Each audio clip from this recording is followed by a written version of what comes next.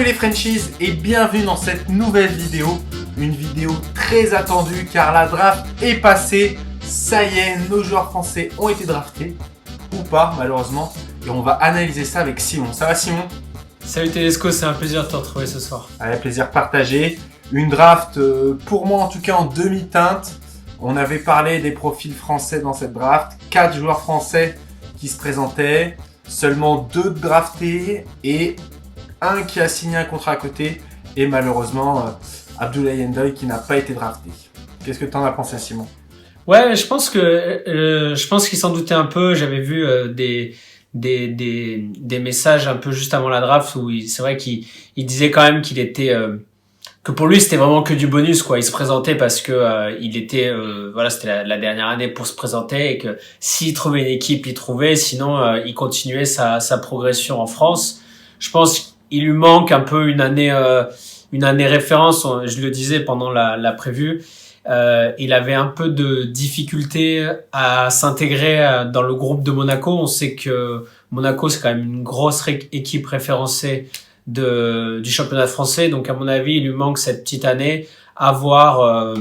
Je pense qu'il faut qu'il arrive déjà à se développer, à prendre ses marques dans cette équipe et voir peut-être dans quelques années si il peut retenter sa chance. Ouais, je suis d'accord avec toi. En tout cas, on lui souhaite plein de réussite dans sa carrière. Et nous, on va attaquer sur nos previews de nos franchises, de nos rookies. Et on va commencer par celui qui est le Français le plus haut drafté de l'histoire, Simon, Killian Hayes. Ouais, c'est vraiment c'est un exploit, c'est vraiment une belle perf. Après, j'ai l'impression que on a vu, moi j'ai vu l'interview avec Bean, il s'y attendait, il savait que Détroit avait quand même des vues sur lui. Nous, on l'a mis à Détroit, on voyait que c'était le meilleur fit possible. Et voilà, hein, c'est ce qui est arrivé. Pour moi, c'était une évidence. Et maintenant, plus qu'à lui de prouver. Je trouve qu'il fit très bien. Derrière, on va en reparler, mais Détroit a fait un début de free agency qui correspond bien à son profil. Et je pense que ça peut que renforcer son intégration. Maintenant, plus qu'à lui de nous prouver qu'il est le Français le plus haut drafté. Ouais, Killian Hayes, donc 7ème, on l'annonçait tous, hein, on l'avait annoncé à cette position. La French Connection avec Sekou Doumbouya va pouvoir avoir lieu. Et surtout, il va avoir de la place vraiment pour se développer. Donc on est encore en pleine free agency, début des trades, donc ça bouge beaucoup à Détroit. Luke Kennard est parti, ça fait une place de plus sur le backcourt pour lui. Si on regarde l'effectif, en meneur vraiment fort pur, il y avait Derrick Rose.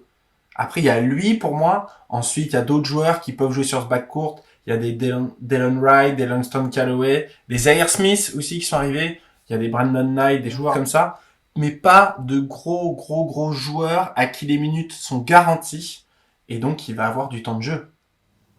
J'espère, pour l'instant, on sait pas encore à l'heure où on tourne, mais j'espère vraiment que Derrick Rose pourra rester pour avoir ce côté patron, ce côté grand frère pour l'accompagner, lui donner des ficelles.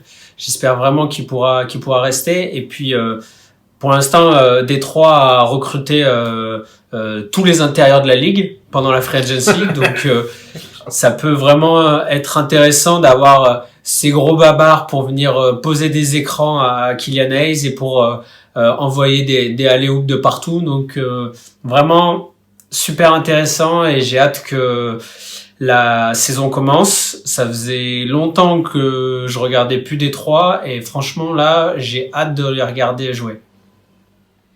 Ouais, on connaît la force de création balle en main de Killian Hayes. C'est un très bon organisateur, un bon passeur, une bonne création offensive, balle en main. Et c'est sûr que quand on a des ailiers forts tels que Blake Griffin, Jeremy Grant ou des joueurs comme ça, pour jouer le pick and roll et après lancer en alley-oop ou des choses comme ça ou servir le rôle, tout de suite on a beaucoup d'envie de voir ça quoi, parce qu'on sait qu'il en est capable et c'est intéressant. Et comme tu disais, il va être avec Derrick Rose. Moi j'aime bien parce que Derrick Rose c'est un joueur très punchy, balle en main aussi beaucoup. Et donc, ça va beaucoup aider Killian Hayes, qui est un joueur un peu dans le style, alors beaucoup moins rapide, une explosivité qui n'a rien à voir. Mais quand même, j'ai envie de voir ça, t'as raison. Et puis surtout, Killian Hayes peut jouer en deux, Derrick Rose aussi, donc ils peuvent jouer ensemble. Ouais, pourquoi C'est pas. quelque chose qui peut être fait, donc pourquoi pas. Après, on est aussi... je voulais lancer sur la partie rookie et la partie Dwayne Casey. On sait que ça a été très tendu avec Sekou Doumbouya l'année dernière. Sekou qui a peut-être un peu parlé et Dwayne Casey qui lui est rentré dans l'art un peu. C'est un entraîneur qui demande aux rookies de performer, sinon pour pouvoir jouer. Donc il va aussi falloir qu'il fasse ses preuves assez vite. Qu'est-ce que tu en penses de Dwayne Casey en tant que coach pour un rookie? Je pense que c'est un bon coach qui donne quand même sa chance aux rookies. Après, aux rookies aussi de prouver à l'entraînement. Peut-être que Sekou n'a pas prouvé à l'entraînement. Peut-être qu'il n'a pas apporté des références à Dwayne Casey. Faut savoir quand même que Sekou, c'est aussi un mec qui a eu une progression extraordinaire, qui joue au basket depuis très peu de temps. Donc c'est un talentueux du basket. Donc c'est peut-être quelqu'un aussi qui a besoin, il arrive peut-être là à son niveau où il a besoin de taffer, il a besoin de progresser, de passer un step, là où peut-être qu'il surnageait dans d'autres dans des ligues ou dans des saisons antérieures. Donc peut-être que ça peut être les raisons. Killian Hayes, on sait qu'il a eu un parcours peut-être un peu plus, il joue au basket depuis plus longtemps, il a un père basketteur, il vient d'une famille de sportifs, il a eu un parcours un peu plus compliqué où il a dû s'expatrier en Allemagne. Donc je pense qu'il a peut-être plus cette niaque, il est peut-être plus préparé aussi au monde de la NBA de par sa double nationalité franco-américaine. Ouais, bah on espère tout ça, hein, de toute façon. Partie Killian Hayes, une belle appropriation directe dans l'équipe, avoir du temps de jeu, être un vrai plus pour cette équipe de Détroit qui de toute façon est en reconstruction et qui demande qu'une chose, c'est avoir du talent jeune, et je pense que ça en fait partie. Et pour ses coups, on demande peut-être un peu plus de régularité. On sait que c'est un joueur highlight, mais on veut plus de régularité et peut-être aussi que d'avoir quelqu'un qui connaît bien dans l'effectif, ça va pouvoir le motiver, être plus fort à la salle, plus prouvé à Dwayne Casey et forcément avoir plus de temps de jeu. En tout cas, il est temps de faire un petit prono pour nos deux Français qui sont dans cette équipe. Est-ce que il va y avoir playoff ou pas playoff cette année? Alors, c'est assez compliqué parce que la free agency est pas terminée. Donc voilà, pour l'instant, on a une pléthore d'intérieurs qui sont arrivés à Détroit. Est-ce qu'ils vont rester? Est-ce qu'ils vont être transférés? On sait pas. Est-ce qu'il y a d'autres joueurs qui vont arriver? Qu'est-ce qu'on va faire les autres joueurs de la conférence Est? On sait que pour l'instant, ou en tout cas depuis quelques années, la conférence Est est quand même plus faible que la conférence Ouest. Est-ce qu'on reste dans cette dynamique-là? Et puis on sait aussi que il y a ce nouveau moins de matchs cette saison, ce play-in tournament très compliqué, beaucoup de nouveaux joueurs. Est-ce que ça va cliquer? Est-ce que ça va pas cliquer? Ça dépend beaucoup de ça pour moi. Est-ce que Killian Hayes va s'intégrer tout de suite? Est-ce que il va mettre du temps? Est-ce qu'il va avoir un rookie wall? Il y a tellement de questions, c'est très très compliqué pour moi. Il va falloir se mouiller. Si on... Ok, je me mouille. Non, moi j'ai envie d'y croire. J'ai envie de croire au renouveau de Détroit. J'ai envie de croire à cette jeunesse, à ces gros babards qui viennent d'arriver, et j'ai envie de les voir au minimum dans le play-in tournament entre la 8e et la 10e place, et j'espère qu'ils vont aller accrocher cette 8e place. Je me mouille. Tu te mouilles, donc un bilan à peu près équilibré, quoi, aux alentours de l'équilibre. Ouais. Pour toi. Écoute, moi, je vais me mouiller. L'année dernière, Détroit, c'est 20 victoires pour 46 défaites. C'est une 13e position en conférence Est. Et pour moi, Détroit ne s'est pas forcément amélioré par rapport à l'année dernière. D'autant plus que, comme tu parlais de la free agency, est-ce que Blake Griffin sera là au moment du début au restart de l'NBA? Au moment où on tourne, en tout cas, il est encore à Détroit. Et donc, mon pronostic, il va être fait en pensant que Blake Griffin sera là. Et pour moi, Détroit, c'est au mieux une 10e position. Donc, s'ils sont 10e, il y aura play-in tournament. Mais, pour moi, c'est vraiment le mieux qu'ils pourraient faire. Il y a beaucoup de jeunes, beaucoup de nouveaux joueurs. Les deux seules vraiment personnes fixes et fortes de l'équipe, c'est Derrick Rose et Blake Griffin, dont on connaît les deux. Ils sont vachement injury prone, comme on dit. Donc, potentiellement, ils peuvent se blesser, louper des matchs. J'aime beaucoup Killian Hayes. Je pense que ça va cliquer, qu'il va faire des bonnes stats, qu'il va bien jouer, qu'il aura du temps. Je pense que Sekou va se développer, même s'il a besoin d'un peu plus de temps peut-être pour se développer. Mais je pense quand même que ça va être assez dur. Donc, 10e. Voilà, pour moi, Détroit. Ok. On va continuer. Ouais. Avec une petite déception lors de la draft. Hein. C'est Théo Malédon. Théo Malédon que nous, on voyait fin de premier tour. Et qui a pas été drafté au premier tour. Moi, ça a été très compliqué moralement. J'étais très déçu pour lui. Après, il a été drafté donc au second tour en 34e position par Philly pour tout de suite être tradé à OKC. Et finalement, OKC, c'est quand même un bon spot, moi je trouve, pour lui. Donc, c'est plutôt une bonne pioche pour OKC d'avoir Théo Malédon à cette position-là. Après, c'est surtout une déception pour lui au niveau des contrats, hein, parce que quand on est drafté au second tour, les contrats sont pas garantis. C'est beaucoup moins favorable financièrement parlant qu'être drafté au premier tour. Qu'est-ce que tu penses de cette draft, Simon ? Bien sûr, pour moi, c'est ma plus grosse déception, en tout cas des 4 Frenchies. Pour avoir regardé la draft, c'est vraiment, je voyais vraiment les places passer et je me disais mais c'est pas possible que personne vienne le prendre, quoi. On avait parlé d'Utah où il aurait pu fitter, on avait parlé de Denver qui pourrait être intéressé par un profil comme ça. Après, forcément, il y a aussi d'autres joueurs comme R.J. Hampton qui ont chuté, donc ça a entraîné la chute de joueurs derrière. Mais vraiment, j'ai vraiment été surpris et choqué de voir ce joueur chuter. Je pense que forcément sa saison à Lasvel avec tous les meneurs comme Antoinio, comme l'autre américain qui lui ont pris des minutes et qui lui ont empêché, je pense, de briller sur la scène internationale notamment. Ça a joué. Son côté sûrement timide qui a joué. C'est vrai qu'il est pas du tout dans le show-off à l'américaine. C'est pour ça d'ailleurs que je l'avais comparé à Frank Ntilikina dans la preview. Mais ça reste, comme tu dis, pour moi, c'est un mal pour un bien. Parce que il chute, mais il tombe dans la meilleure équipe possible.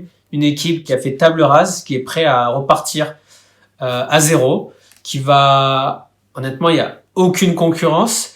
Il va pouvoir, avec Shai Gilgeous-Alexander, un bon backcourt, ils vont pouvoir prendre le temps. Il va découvrir la NBA, découvrir l'enchaînement des matchs. Et pour moi, c'est vraiment une super occasion pour lui parce que là, on va vraiment lui donner, alors peut-être pas les clés du camion, mais en tout cas, on va lui donner des minutes. Les minutes qu'il n'avait pas à Lasvel, on lui donne là. Et maintenant, reste à lui, sur son année rookie, de prouver à la ligue que c'est un joueur référencé et que c'est un fort meneur. Ouais, tout à fait d'accord avec toi sur le fait que à OKC, il va avoir du temps de jeu. Sur le backcourt, la seule personne qui est indéboulonnable, c'est Shai Gilgeous-Alexander qui va être en numéro 2. Et avec lui, il va falloir quelqu'un d'autre. Alors en meneur, j'ai noté, ils ont George Hill qui vient d'être transféré là-bas.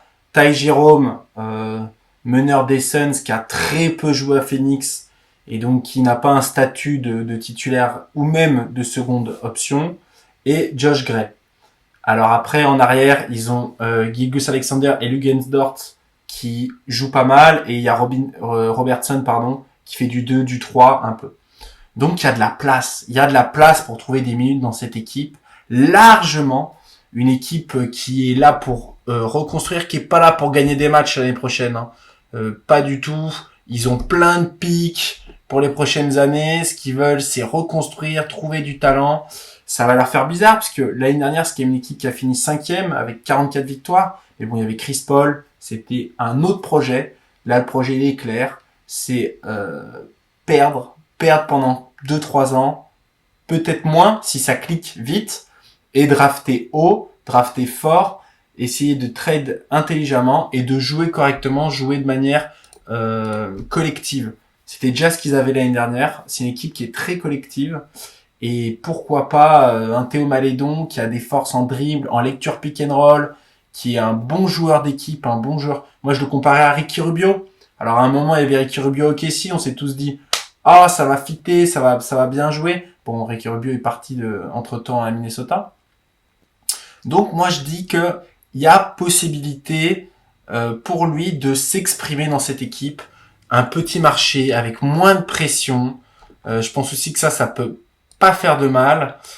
Donc voilà, il y a toutes ces choses-là qui me font dire que il y a moyen de faire quelque chose, de vraiment créer quelque chose dans cette équipe. Moi, je le mets comme un des futurs styles de cette draft. Alors, vu la position à laquelle il est drafté, moi, et vu son talent qu'on a déjà vu en équipe de France, à l'Asvel, même si il était jeune, oui, je pense que peut-être pas l'année prochaine, parce qu'il a encore un peu de temps, mais dans 3 ans, oui, je pense qu'on se dira, ah d'accord, lui, c'est un 34e de draft, quoi. Ok. Ouais, voilà. Je suis d'accord avec lui.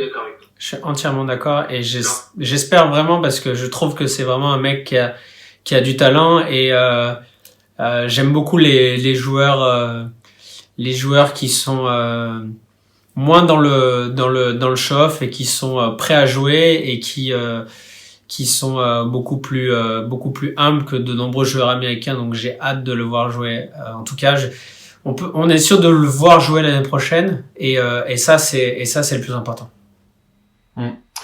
C'est l'heure de se mouiller. Alors je vais commencer ce coup-ci au niveau des pronos.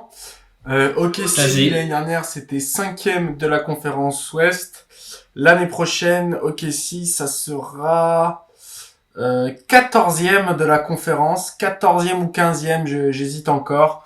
Avec qui il pourrait jouer la dernière place. Avec les Kings, avec les Spurs, ouais, je vais dire 14e de la conférence Ouest. Avec un bilan un peu dégueu.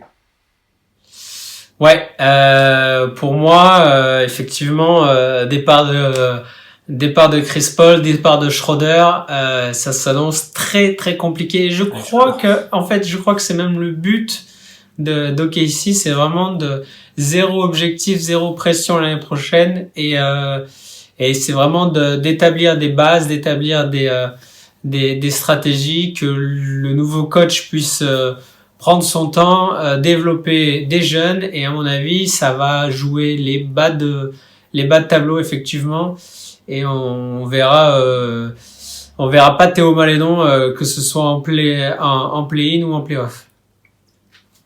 Ah, on est d'accord. Hein. Donnez-nous votre avis aussi en commentaire. Hein. Ouais. Où est-ce que vous voyez OKC pas très haut, j'imagine. Hein. Désolé pour les fans d'OKC. Hein. Donnez-nous votre avis aussi de cette équipe très jeune, vous qui pouvez analyser vraiment ça plus profondément. Donc, on a hâte de voir ce que les fans d'OKC pensent de cet recrutement et de cette saison qui s'annonce.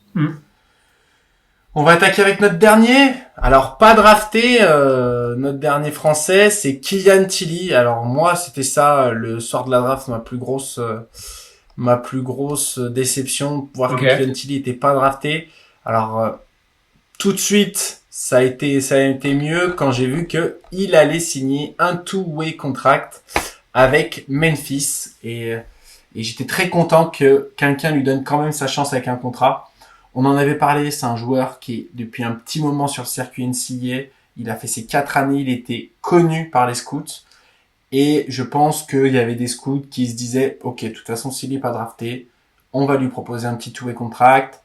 C'est une année un peu particulière. Avec ce two-way contract, il va pouvoir quand même pas mal jouer sur ses 72 matchs. Donc, pourquoi pas à Memphis, pourquoi pas une équipe jeune en semi-reconstruction, parce qu'ils font quand même des résultats malgré cette reconstruction, avec leurs 2 gros joueurs, Ja Morant et Jaren Jackson Jr. Qu'est-ce que tu en penses? Ouais, je suis assez d'accord. Je pense que effectivement, par rapport aux autres années, il y a beaucoup de tours et contracts cette année qui vont effectivement jouer parce que histoire de cap space, de forcément de revenus moins élevés par rapport à la réduction des matchs et au virus.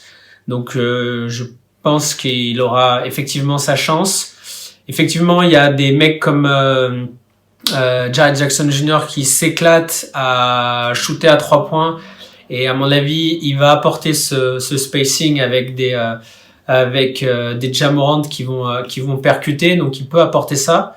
Moi je me souviens que on en avait pas mal discuté avec les gars de la rédaction de Clutch Time quand il a pas été drafté, et je me souviens qu'il avait il y avait une interview où il avait justement dit que s'il était pas drafté, c'est justement que c'était ses problèmes de blessure, que c'était lié à ses problèmes de blessure, parce qu'on sait tous qu'il a du talent, que c'est un gars qui a montré en NCAA qu'il avait du talent, qu'il pouvait faire beaucoup de choses. Et effectivement, les réticences, elles sont forcément liées à son âge, mais aussi liées à toutes les blessures qu'il a pu avoir pendant sa carrière universitaire. Et c'était lié à ça. Et pour moi, ça m'a fait vraiment plaisir de voir que des gars comme Memphis ont quand même parié sur lui. Maintenant, à lui de se renforcer au niveau physique pour éviter les blessures et de prouver qu'il peut apporter dans cette jeune équipe où il y a encore de la place au secteur intérieur pour envoyer des bombinettes à 3 points. Ouais, on est d'accord. Physiquement, je pense qu'il peut bien prendre du muscle. On voit quelqu'un même comme Jaren Jackson qui était très longiligne, alors qui avait quand même un physique de costaud, mais qui était quand même assez fin, qui a pris depuis qu'il est à Memphis, il s'est bien musclé. Donc ça, je pense que il va pouvoir le faire. Et puis je pense qu'il va pouvoir jouer Killian Tilly, comme on disait, sur le poste 4. C'est un peu un couteau suisse. Il peut faire un peu de tout. Il peut faire de la passe au poste bas. Il peut faire du shoot. Dans une équipe comme Memphis, qui est jeune, qui aime faire bouger le ballon, je pense que il va pouvoir trouver des minutes. Alors il y aura pas des milliers de minutes, parce que sur le poste d'ailier fort, on a déjà les Brandon Clark qui joue pas mal. Il y a Kyle Anderson qui joue 3-4. Il y a Mario Inzonia qui est là aussi. Moi, je trouve que Jaren Jackson Jr. aussi peut jouer 4. Au poste de pivot, il y a Jonas Valanciunas. Enfin voilà, il y a quand même du monde sur le front de court, mais il peut servir. Il est utile, et comme on disait pendant la preview, c'est un joueur qui a 22 ans, on sait ce qu'il va apporter. Il va apporter du shoot et de l'intelligence de jeu, et ça, et du QI offensif. Et ça, c'est toujours utile pour une équipe. Et donc, pourquoi pas lui donner des minutes et vraiment le faire jouer. Ouais, je pense que on va pas faire la revue de tous les joueurs qui ont été draftés dans cette draft, mais je pense qu'il y a beaucoup de joueurs qui ont du potentiel, mais qui peuvent aussi s'écrouler. Et au final, il y a peu de joueurs qui ont un plancher où on sait dire qui sont NBA ready, on sait qu'ils directement ils vont apporter ça, et peut-être qu'ils ont pas ils ont pas le talent ou le potentiel pour être une méga star, pour être all-star, mais on sait que ça va être des soldats, on sait ce qu'ils vont apporter, on sait que Killian Tilly il peut apporter de la défense, il peut apporter de l'intelligence de jeu, il peut apporter de la passe, il peut apporter du shoot. Ça, on sait ce qu'il peut apporter. Peut-être, effectivement, il sera pas un des meilleurs intérieurs de la ligue, mais il peut apporter ça. Et ça, il y a beaucoup de franchises qui peuvent avoir besoin de ces services-là. Donc, à mon avis, reste à lui de le prouver, mais il a les capacités de faire une carrière dans cette ligue. Et je suis sûr qu'il prendra sa chance et qu'il sera utile au bon moment. Et s'il doit jouer en G-League, il cartonnera en G-League. C'est l'heure de se mouiller encore une fois. Simon. Très compliqué, Memphis. Hein. Très compliqué. Ouais. Parce que l'année dernière, ils sont dans la discussion. Ils sont bien battus. À voir les moves qui vont être encore faits. Potentiellement Houston si trade les deux. Pour l'instant, Westbrook et Harden sont toujours là-bas. Donc à voir s'ils bougent. S'ils bougent, Houston peut éventuellement dégringoler. Moi, j'ai envie de me mouiller, j'ai envie de les voir, en tout cas dans le play-in tournament. J'ai envie de les voir se battre pour une 8e place. D'accord. Ok. 8e. Toi, t'en penses quoi, toi? Ouais. C'est la guerre à l'Ouest. Il y a de plus en plus d'équipes qui se renforcent. Portland, je trouve, on fait un super free agency. Dallas, ça reste hyper costaud. Utah aussi. Il y a OKC qui était 5e, qui va reculer, qui va laisser une place dans les 8 premiers. Alors ils ont fini 9e Memphis l'année dernière. Je les vois pas forcément être mieux classés l'année prochaine. 9e, j'aime bien, mais vu que j'espère que les Suns seront mieux classés avec Chris Paul, et donc je vais dire 10e. Comme ça, il y a pas d'histoire. Ouais, 10e. Il y a une course à l'armement à l'Ouest, comme toutes les années. J'ai l'impression qu'on se répète toutes les années. On dit il y a une course à l'armement. Et je pense que Memphis ne sait pas à garder la même équipe. C'est avec juste 2-3 petits ajouts, 2-3 petites modifications. Et donc je les vois pas grimper au-dessus. Je les vois rester à peu près pareil. Donc 9, 10e, et je vais les mettre 10e. 10e de la conférence Ouest. Donc play-in tournament quand même. Mais voilà, ouais. Pour moi 10e. Ce qui sera déjà très bien. Et surtout j'espère que Killian Tilly va pouvoir se trouver un rôle et jouer. Ouais, carrément. Dites-nous où est-ce que vous voyez Memphis cette année. C'était un peu la darling de la NBA l'année dernière. Est-ce que ça va le rester? Alors Ja Morant est tellement spectaculaire que je pense que oui, quand même. Mais dites-nous, ça nous intéresse de savoir où est-ce que vous voulez placer. Ouais, c'est clairement une équipe qui est en vraiment grande progression. Je pense qu'il faut aussi compter sur la progression de Ja Morant, la progression de Jackson Jr. qui tous les deux n'ont pas terminé. Ils peuvent encore beaucoup progresser. Ils ont eu beaucoup de temps là entre la fin de la bulle entre la bulle et le début de la saison. Donc à voir comment ils arrivent directement en saison régulière. On le mentionnait aussi, mais les Clippers quand même qui ont perdu Montrezl Harrell, ça va quand même leur faire mal, je pense. Donc ils peuvent peut-être un peu reculer en tout cas.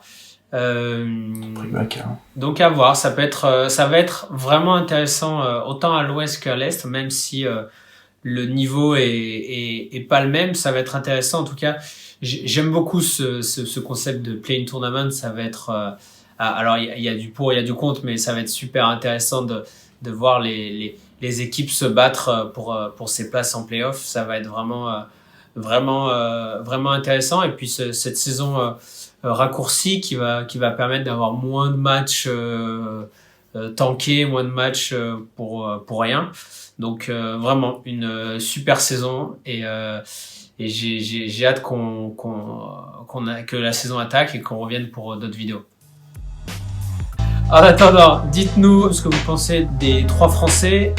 Est-ce que vous voyez Killian Hayes au top l'année prochaine? Dites-nous en commentaire ce que vous en avez pensé. N'oubliez pas de vous abonner à la chaîne YouTube, d'aller voir les sites internet. Il y a plein d'articles qui sont écrits par la rédaction sur les joueurs, sur la saison, sur tous les aspects de cette nouvelle saison. Et puis le nouveau podcast qui va sortir. Restez connectés et en attendant, restez clutch. Salut les Frenchies.